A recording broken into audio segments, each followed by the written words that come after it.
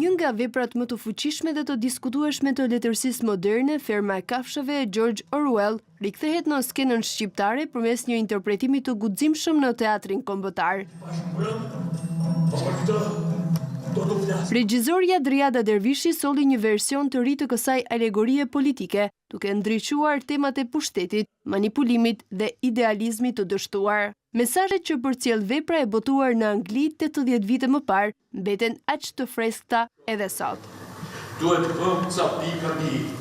Është një pjesë e cila nuk e humbet asnjëherë aktualitetin, duke pasur parasysh marrëdhënien e pushtetit edhe me individin. Alegoria e një pushteti i cili degeneron në moment që qëndron më gjatë se sa duhet, besoj që sjellin sa universalitetin e kësaj pjese janë edhe shumë aktuale dhe mbetet e tillë edhe në Shqipëri. Me një kast të përzgjedhur aktorësh më në zonë në vendin ton, shfaqja sjell në vëmendje rrëfimin e kafshëve që përmbysin pronarin e fermës, për të ndërtuar një shoqëri të barabartë, një ëndër që shpejt kthehet në një makth nën udhëheqjen e derit Napoleon. Ky adaptim në teatrin kombëtar vjen si një thirrje për reflektim mbi ciklet e historisë dhe mënyrën si idealet shpesh deformohen nga etja për pushtet. Pas kësaj fundjavë, Ferma e kafshëve fton ardashësit sërish në teatrin kombëtar në data 8, 9 dhe 10 maj.